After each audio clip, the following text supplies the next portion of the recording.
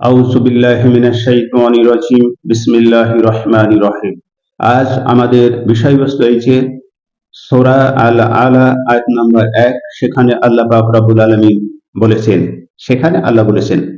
তুমি তোমার সর্বোচ্চ প্রতিপালকের নাম ও পবিত্রতা ঘোষণা করো।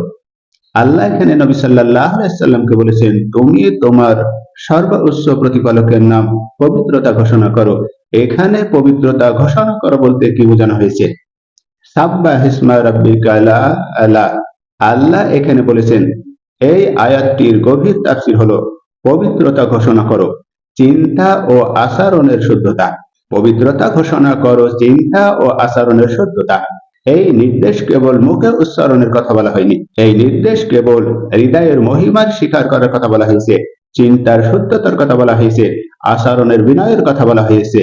তাহলে পবিত্রতা এর মানে হলো আল্লাহকে সব অপূর্ণতা থেকে মুক্ত জ্ঞান করা। তাই আল্লাহ তিনি বলেছেন, সাব্বিহ ইসমা রাব্বিকাল আ'লা, তুমি তোমার সর্বোচ্চ পবিত্র প্রতিপালকের নাম পবিত্রতা ঘোষণা করো। এখানে নাম ও পরিচয় গুণাবলী বলতে কি বোঝায়? যেটা বোঝা যায়, নাম ও পরিচয় গুণাবলী। নাম এর মানে হলো শুধু শব্দ দিয়ে সীমাবদ্ধ নয়, নামের সাথে যুক্ত থাকবে মহান আল্লাহর গুণ, মহান আল্লাহর ক্ষমতা ও মহান আল্লাহর কর্তৃত্ব, মহান আল্লাহর দয়া, মহান আল্লাহর জ্ঞান, মহান আল্লাহর শক্তি, সবই তার নামের অংশ হিসেবে আসবে। নাম স্মরণ মানে গুণাবলী মনে ধারণা করা, নাম স্মরণ মানে গুণাবলী মনে ধারণা করা। তাই আল্লাহ এখানে সর্বোচ্চ কর্তৃত্বের শীর্ষবিন্দু তুলে ধরেছেন।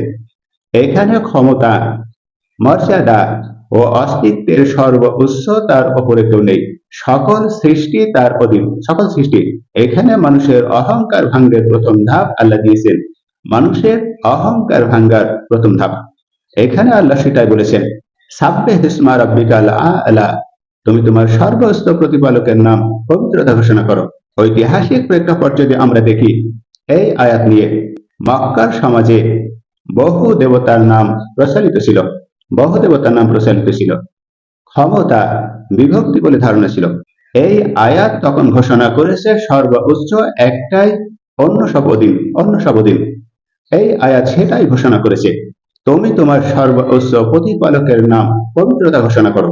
তাহলে এই আয়াতটি নাজিল হওয়ার প্রেক্ষাপট ছিল, মক্কা মানুষ যখন বহু দেবতার মূর্তি পূজা করত, তাদের বিভিন্ন নাম দিত, বিভিন্ন ক্ষমতা আছে বলে এই প্রচলন তাদের ভেতরে ছিল। আল্লাহ তখন এই আয়াত নাজিল করলেন, বহু দেবতার নাম প্রচলিত, ক্ষমতা বিভক্ত বলে ধারণা তারা করত।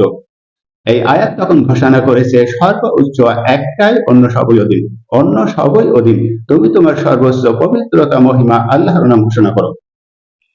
আমরা লজিক্যাল পয়েন্ট নিয়ে যদি কথা বলি, আমরা একাধিক সর্বোচ্চ যুক্তি ও লজিক্যাল উপস্থাপন করব।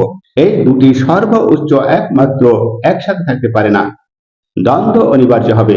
দুটি সর্বোচ্চ একসাথে থাকতে পারে না, তার মানে মূর্তি এবং আল্লাহ দ্বন্দ্ব অনিবার্য।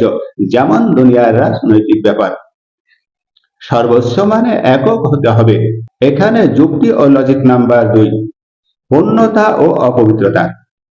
যেমন সীমাবদ্ধ সত্তা পবিত্র নয়, পুরুটিহীনতাই পবিত্রতার শর্ত। তাহলে পরম সত্তাই প্রাকৃত পবিত্র, কারণ প্রমাণ সত্তায় তার কোনো ত্রুটি নেই। বহু দেবতার ত্রুটি আছে। এখানে লজিক নাম্বার ৩, মানসিক প্রভাব হলো মানুষ যাকে সর্বোচ্চ মনে করে তার কাছেই সে নত হয়। আমরা বর্তমান হিন্দু সমাজে দেখতে পাই, অনেক নিচু শ্রেণীর মানুষ রাজনৈতিকবিদদের পায়ে সিজদা করছে। মানুষ যাকে সর্বোচ্চ মনে করে তার কাছেই নত হয়। এখানে সঠিক সর্বোচ্চ চেনাই হলো নৈতিকতার ভিত্তি।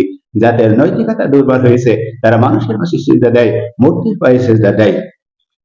আর সঠিক সর্বোচ্চ চেনাই হলো নৈতিকতার ভিত্তি। যারা চিনবে তারাই জ্ঞানী, মহান আল্লাহর কুদরতি পায়ে সিজদা দেবে। তাই আল্লাহ মুহাম্মদকে বললেন, আর তার মধ্যে তুমি গোটা মানুষকে ঘোষণা করলেন, তুমি তোমার সর্বোচ্চ প্রতিপালকের নাম পবিত্রতা ঘোষণা করো। সূরা আল আলা এই ১ নং আয়াতের সাদৃশ্য নিয়ে অন্যান্য ধর্মগ্রন্থের সর্বোচ্চ সত্তার ঘোষণা কি করা হয়েছে? বাইবেলে বলা হয়েছে, যেসাইয়া অধ্যায় ৫৬, শ্লোক 15 সেখানে বলা হয়েছে যিনি উচ্চে ও মহান স্থানে বাস করেন। বাইবেল যিশাইয়া ঘোষণা করছে অধ্যায় 57 শ্লোক 15-তে, যিনি উচ্চে ও মহান স্থানে বাস করেন তিনি পবিত্র। তিনি পবিত্র, যেটা কোরআনুল কারীম ঘোষণা করছে সূরা আলাদ 1 নম্বর আয়াতে। তাহলে সর্বোচ্চ ও পবিত্র সত্তার ধারণা বাইবেল ফুটিয়ে তুলেছে, বাইবেলও ঘোষণা করেছে। শুধু কোরআন ঘোষণা করেননি, কোরআন ঘোষণা করেছে, বাইবেলও ঘোষণা করছে যিনি উচ্চ ও মহান স্তরে বাস করেন তিনি পবিত্র। তাহলে সর্বোচ্চ ও পবিত্র সত্তার ধারণা ফুটে উঠেছে। বাইবেল এখানে আরো ঘোষণা করেছে বিচ্ছিন্নতা অধ্যায় 99 শ্লোক 3, সেখানেও বলা হয়েছে তার মহান ও ভয়ঙ্কর নাম পবিত্র। তাহলে বাইবেল বিচ্ছিন্ন অধ্যায় 99 শ্লোক 3-এ বলা হয়েছে তার মহান ও ভয়ঙ্কর নাম হলো পবিত্র। তার মানে এখানে মহান এবং ভয়ঙ্কর নাম, এখানে আল্লাহর নাম অদ্বিতীয়, যার কোনো লিঙ্গ আসে না, তিনি পবিত্র। এই নামের পবিত্রতার কথাই এখানে ঘোষণা করা হয়েছে। ঋগ্বেদ যদি দেখি, ঋগ্বেদ খণ্ড 1 অধ্যায় 164 শ্লোক 46, সেখানেও বলা হয়েছে যে সত্য এক, জ্ঞানীরা তাকে নানা নামে ডাকে। তাহলে সত্য এক, জ্ঞানীরা তাকে নানা নামে ডাকে। এখানে মহান আল্লাহর কথাই বলা হয়েছে, সর্বোচ্চ সত্যের একত্র ঘোষণা করা হয়েছে ঋগ্বেদ খণ্ড 1 অধ্যায় 164 শ্লোক 46-এ। আরো ঘোষণা করা হয়েছে উপনিষদ, উপনিষদ মণ্ডক উপনিষদ, মণ্ডক উপনিষদে বলা হয়েছে খণ্ড 2 অধ্যায় 2 শ্লোক 11, সেখানেও ঘোষণা করা হয়েছে তিনি সকলের ঊর্ধ্বে ও সর্বব্যাপী, তিনি সকলের ঊর্ধ্বে ও সর্বব্যাপী। তাহলে মহান আল্লাহ তিনি সকলের ঊর্ধ্বে ও সর্বব্যাপী, অদ্বিতীয় ও সর্বব্যাপী নেই, তিনি সকলের ঊর্ধ্বে।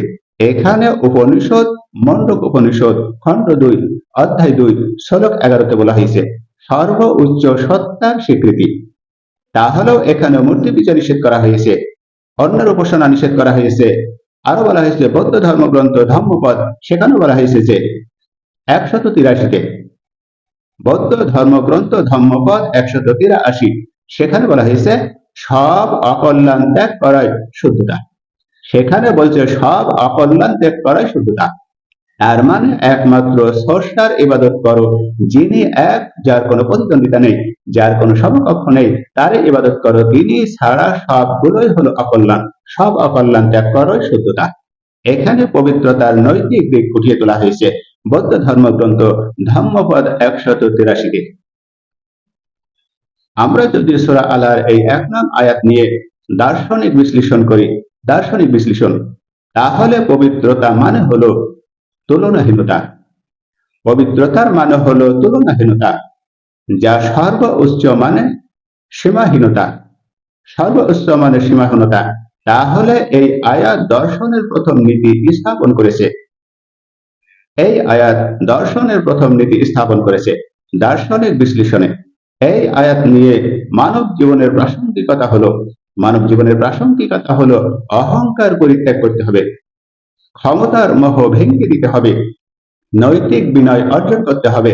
এটাই হলো মানব জীবনের প্রাসঙ্গিকতা। অহংকার পরিত্যাগ করতে হবে, ক্ষমতার মোহ ভেঙে দিতে হবে, নৈতিক বিনয় অর্জন করতে হবে। তাহলে সঠিক উপাসনায় সঠিক জীবন, সঠিক উপাসনায় সঠিক জীবন। এই আয়াতের প্রেক্ষাপট ছিল মক্কার জীবনে বহু দেবতার পূজা করত, এক একজনের এক একটা ক্ষমতা তারা ধারণা করত। আল্লাহ তখন এই সূরা আলার 1 নং আয়াত নাযিল করে বললেন নবী মুহাম্মদ সাল্লাল্লাহু আলাইহি ওয়াসাল্লামকে, এবং মুহাম্মদ সাল্লাল্লাহু আলাইহি ওয়াসাল্লামকে বললেন তুমি এটা প্রচার করে দাও, শুনিয়ে দাও তাদেরকে বহু দেবতা নেই, সর্বোচ্চ ক্ষমতাবান একজন মহান আল্লাহ, তুমি তার পবিত্রতা ঘোষণা করো। তাহলে এখানে সূরা আলার 1 নম্বর আয়াতের মূল শিক্ষা যেটা এলো, মূল শিক্ষা হলো স্রষ্টা সর্বোচ্চ, তেনার সমকক্ষ কেউ নেই, তার নাম পবিত্র, তার নামের কোনো বিকৃতি, কোনো লিঙ্গ নেই। উপাসনার মানে শুদ্ধতা, বহু দেবতা নয়, একত্বই শান্তির ভিত্তি। যেমন বর্তমান রাজনীতি একত্বর শান্তি ভিত্তি নেই, আল্লাহ এখানে বলছেন একত্বর শান্তি ভিত্তি, এবং অহংকার মানবিক পতনের কারণ। এখানে এই 5টি বিষয় ফুটে উঠেছে একটি আয়াতে। তাহলে পূর্ণ সূরা ধারাবাহিকতার দর্শন হলো সর্বস্ব সত্তার মহিমা ঘোষণা করো। সৃষ্টি ও সুষমতা, পরিমাপ ও পথ নির্দেশ, রিজিক ও জীবিকা, এই ক্ষমতায় পরিবর্তন একটি পূর্ণ জীবন ও সৃষ্টি দর্শন।